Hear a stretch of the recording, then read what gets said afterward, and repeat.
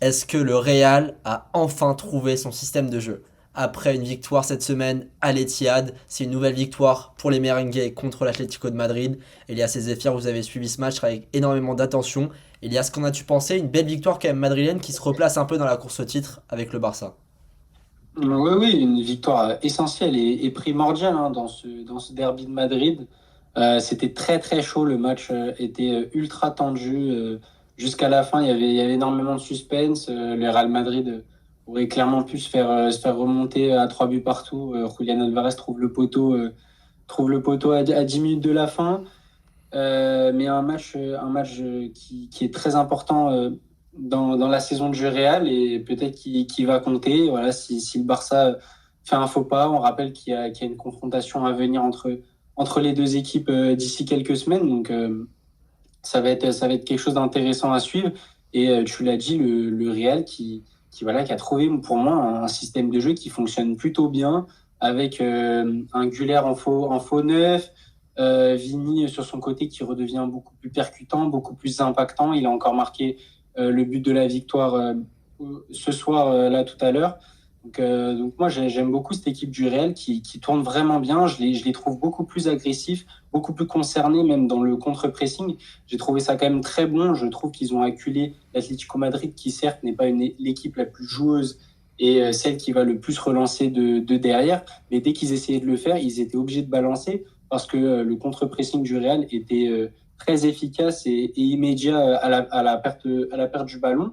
Et c'est notamment dû voilà, au petit Pitarque qui est combatif, qui commence à s'installer dans ce milieu de terrain. Aurélien Tchouaméni, moi, que je trouve très, très, très bon ce dernier mois. Et puis même là, moi, vraiment, je trouve qu'il s'est vraiment installé comme le taulier au milieu de terrain. Et puis, fait des Valverde voilà, qui confirme sa très grande forme. Zéphyr, je ne sais pas si tu es d'accord avec moi, mais en tout cas, moi, je trouve que cette équipe du Real a peut-être trouvé ce système sans Bellingham, sans Mbappé. Moi, je trouve que cette équipe a beaucoup plus d'envie sur le terrain. En tout cas, on le ressent clairement. Et c'est beaucoup plus séduisant, en fait, à voir. Même s'ils ont été bousculés aujourd'hui, ils ont montré une force de réaction assez impressionnante. Tu l'as dit, sans Bellingham, sans Mbappé, et est-ce que sans les deux plus grosses stars qui sont au Real Madrid, que sont donc Bellingham et Mbappé, ce ne serait peut-être pas une des solutions, peut-être un collectif plus rodé, qui joue plus ensemble et moins qui donne tous les ballons à Mbappé, j'en ai beaucoup parlé, c'est ce que je reprochais au Real en début de saison, tous les ballons étaient dirigés vers Mbappé, là c'est un peu moins le cas, on voit plus de fluidité dans les mouvements offensifs, et juste ce qui manquait, je trouve, c'est un œuf pour finir les actions, parce qu'on a vu énormément de centres. Vinicius qui a fait de nombreux débordements sur son côté qui était excellent, mais ça manquait d'un tueur devant le but pour finir les actions et marquer 2 3 buts d'écart à l'Atlético. Juste Elias, là où je te rejoignais pas, c'est que tu disais ils ont réussi à acculer l'Atlético. Euh, Acculer l'Atlético, enfin l'Atlético s'accule volontairement. Une fois que l'Atlético met un but, on peut pas trop parler d'acculer l'Atlético parce que c'est le système de jeu qui fait ça de l'Atlético, qu'une fois qu'ils ont marqué, il n'y a plus aucune volonté de créer. Et c'est compliqué à analyser toujours les matchs contre l'Atlético à cause de ça. Mais sinon, oui, un Real très très intéressant. Et il faudra voir si ça se confirme dans les semaines à venir avec un Mbappé qui reviendra du coup dans le 11 titulaire. Effectivement, effectivement, Zephyr. Par contre, tu parlais de tueur. Est-ce que le tueur dans les semaines à venir serait pas Kix qui reviendrait et qui recommencerait à être efficace devant le but? Donc peut-être qu'en fait la solution c'est un Real comme ça, mais qui arrive à trouver un équilibre avec Mbappé, de pas trop être Mbappé dépendant comme on l'a vu au début de saison, et un Real qui, contre le Bayern je pense que ça va être compliqué, mais un Real qui pourrait faire une bonne fin de saison. Elias, c'était un mot de la fin pour le Real de Madrid qui est en très bonne forme en ce moment. Oui, après, l'enjeu avec Mbappé, pour moi, ça va être son positionnement. Parce que moi, je le trouve encore beaucoup trop bas. Il veut être un peu dans le registre à la Dembélé, mais ça ne lui convient pas forcément, je trouve. Je trouve qu'il redescend beaucoup trop. Certes, il veut être connecté avec ses partenaires, mais c'est pas la zone dans laquelle il doit être recherché. Ok, tu veux toucher beaucoup de ballons, mais il y a un moment, faut que tu ailles dans la surface, faut que tu ailles planter des buts, faut que tu ailles créer le danger, créer des appels. Et j'ai l'impression qu'Mbappé et un peu saoulé de faire des appels quand le jeu il est un peu placé, quand le décalage doit être trouvé. Mbappé revient trop bas pour moi pour impacter le jeu du Real lorsqu'il va vers l'avant. On a vu des images avant sa blessure où voilà, il était clairement dans la zone de Vinicius et c'est pas là où on doit le trouver. Donc, pour moi, Mbappé doit peut-être changer son positionnement avant tout pour que le Real Madrid trouve un bon système avec lui et aussi voilà, qu'il fasse les efforts, qu'il fasse ce pressing, qu'il montre qu'il a envie d'aller chercher des choses avec ce Real. En tout cas, il a envie d'aller chercher des buts, certes, mais est-ce qu'il a envie d'aller chercher des titres? Et c'est avec ce pressing qui va nous le montrer. Donc on en attend quand même un peu plus de la part du Kicks. Pour moi, pour ma part, j'en attends un peu plus. Je suis exigeant avec lui, mais c'est normal, il est exigeant avec lui-même et on doit être exigeant donc, avec ce type de joueur. Donc à voir si Arbeloa va réussir à adapter son système avec lui et peut-être réintégrer Bellingham dans ces prochaines semaines. Ouais, Zéphyr, t'avais quelque chose à ajouter? Juste, ce sur quoi on n'est pas trop revenu, c'est quand même une Atleti qui est en très bonne forme. Certes, ils perdent aujourd'hui, l'Atlético, mais Griezmann, très très bon encore aujourd'hui. Lookman, qui est dans une super forme, on l'avait déjà dit pendant la CAN, il confirme encore à l'Atlético. Giuliano Simeone, il est intéressant et très très combatif. Il n'est pas forcément le plus adroit devant le but, mais toujours combatif. Et Llorente, l'œuvre de Llorente défensivement sur Vinicius, il s'est fait passer quelques fois, mais Llorente, ça reste un monstre défensivement et qui se projette énormément.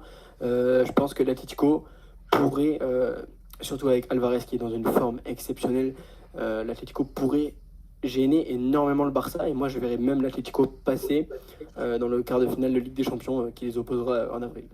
Écoute Zéphyr, on se rejoint sur ce point, on en avait déjà parlé, mais c'est vrai que l'Atlético, quand on voit les problèmes qui sont posés au Barça en Coupe du Roi à l'aller, je pense que ça pourrait être compliqué pour les Blaugrana en Ligue des Champions, quand on sait les espaces qu'il y a dans le dos des défenseurs barcelonais et la capacité de projection et la verticalité du jeu des Colchoneros, on peut penser que l'Atlético pourra se qualifier. Après, ça dépend du Barça, on sait qu'ils sont en grande forme en ce moment. Ils sont à 15 victoires en 15 matchs au Camp Nou. C'est la première fois depuis 1960 que ça arrive. Donc un grand Barça cette saison contre un Atlético qui va jouer avec sa philosophie de jeu habituelle du Cholismo.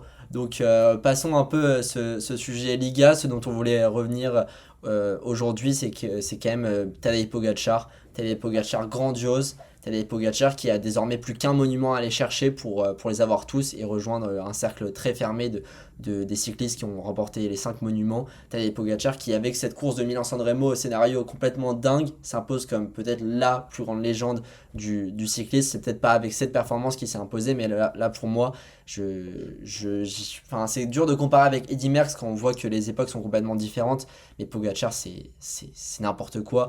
Il tombe en bas de la Cipresa, il commence la montée avec 30 secondes de retard sur le peloton, il arrive malgré sa chute à revenir et à faire la plus grande montée de l'histoire de la Cipresa en 8,48, après à déposer Van Der Poel dans le Poggio, il y a Pidcock qui revient.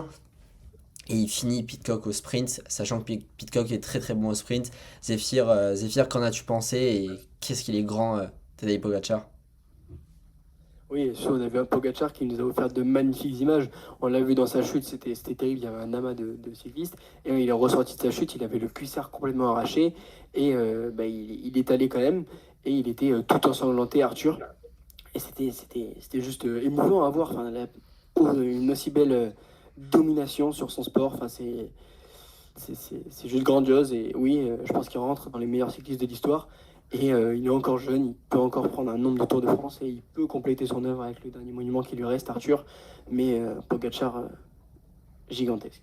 Bah écoute Zéphyr, moi la question que je me pose c'est quand même qu'est-ce qu'il aurait fait s'il n'avait pas chuté en fait? Qu'est-ce qu'il aurait fait? Il aurait peut-être fini avec 30 secondes d'avance en haut de la Cipresa, il aurait fini avec 1 minute 30 à la fin de la course. Donc Tadej Pogacar c'est n'importe quoi. Tu dis il commence à devenir un des meilleurs cyclistes de l'histoire, mais franchement quand on voit son palmarès actuellement c'est n'importe quoi. Et à son âge, je crois qu'il a 27 ans maintenant, il a encore le temps pour faire tellement de choses. Faudrait juste pas qu'il perde la motivation. On a beaucoup parlé de la motivation qui est très importante chez les sportifs.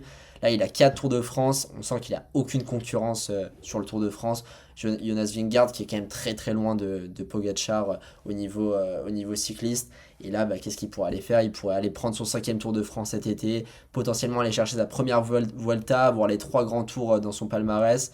Et là, ça va commencer à être n'importe quoi. Il y a Paris-Roubaix qui va arriver dans pas longtemps. Est-ce qu'il va accrocher son 5e monument?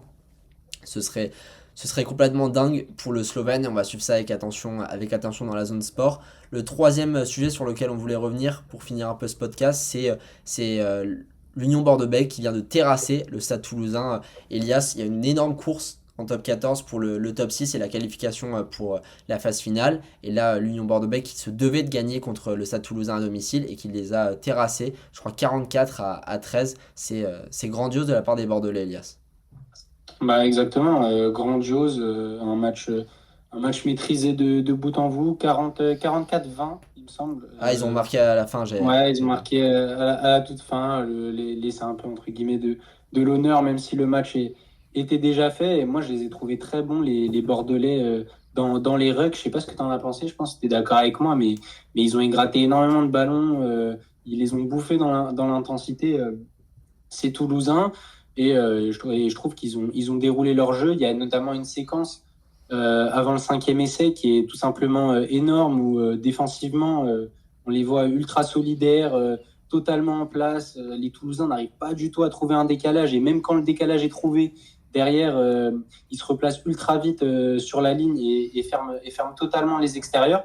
Donc moi, je les ai trouvés vraiment, vraiment très, très, très impressionnants, ces Bordelais. Et la victoire bonifiée, elle fait du bien parce qu'ils remontent 4e à égalité avec la section paloise. Donc ouais, c'est comme tu l'as dit, c'est une course au top 4 qui fait rage en top 14. Ils reprennent un point d'avance sur le Stade Français. Donc ouais, ça va être une affaire à suivre en top 14.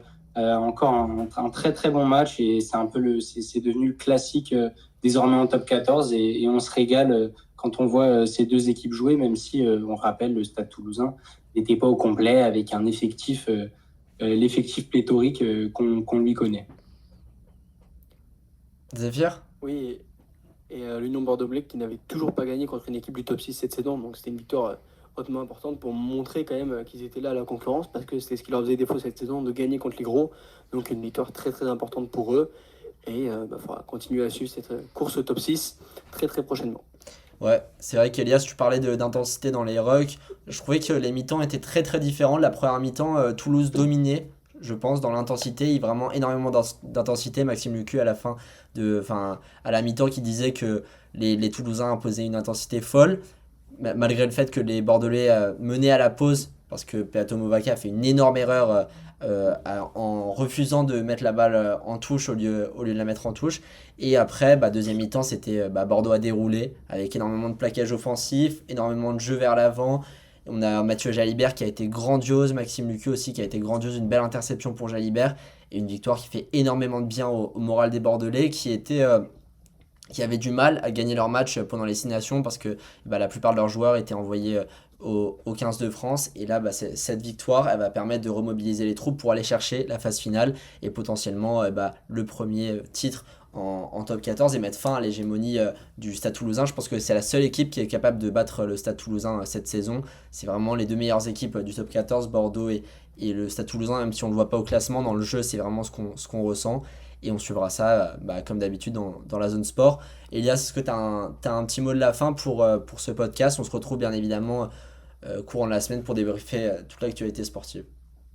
Tu fais bien de me donner le mot de la fin. On a battu le Corner FC, Manchester City. Ouais, je parle au nom de tous les Citizens, même si le match n'était pas beau, même si la manière n'était pas belle. La PL ne nous fait pas du tout rêver en ce moment. Mais voilà, Manchester City évite la saison blanche contre Arsenal. Et peut-être que ça va rentrer dans la tête des Gunners. Donc on espère un retournement de situation en PL. Donc voilà, c'était mon petit mot de la fin. C'était le petit bonbon du dimanche, voilà, un petit trophée, enfin un trophée. Zéphyr, un petit mot de la fin? Dans le même temps qu'on regardait ce magnifique Real Atleti, on a pu voir une défaite d'Alcaraz contre Corda, surprise, en 3-7. Donc affaire à suivre avec le Master 1000 de Miami qui continue toute cette nuit, toutes les prochaines nuits. Et on espère un surfils qui refera au moins un quart de finale pour ne pas perdre des points par rapport à la saison dernière. Ouais, Alcaraz qu'on croyait invincible, mais là une défaite à Indian Wells contre Medvedev et là contre Corda, contre des joueurs même pas dans le top 10, donc compliqué pour l'Espagnol. Je voulais juste noter, on fera peut-être un sujet, une vidéo entière dessus, mais Tottenham qui est vraiment pas loin de descendre, qui a perdu 3-0 à domicile contre Nottingham, c'est inquiétant leur niveau de jeu en ce moment. Ils avaient montré de belles choses contre l'Atlético au match retour, mais là l'équipe d'Igor Tudor ça commence à être très compliqué et je me demande sérieusement s'ils vont réussir à se maintenir Il y a West Ham qui a seulement un point, le barragiste West Ham qui a seulement un point, donc c'est inquiétant. Mais on fera une vidéo, je pense, plus spéciale pour vous parler de la saison des Spurs et une vidéo pour vous parler de la course au podium en Ligue 1 qui est vraiment incroyable avec l'OM qui a perdu contre Lille, Lille qui se replace dans la course, Lyon qui a perdu contre Monaco, Monaco qui se replace aussi. Là, je crois on a énormément d'équipes en 5 points, donc c'est ultra serré et les Lyonnais qui sont vraiment en crise, je pense qu'on peut le dire, ils sont en crise. Les Marseillais, ça va pas fort pour eux non plus. Et les Monégasques, que dire, 6 victoires d'affilée en Ligue 1, ils sont simplement en pétard. Et Lille aussi, beau but de Giroud qui sauve le LOSC aujourd'hui. Donc voilà, on suivra ça avec attention et on se retrouve comme d'habitude dans la zone sport.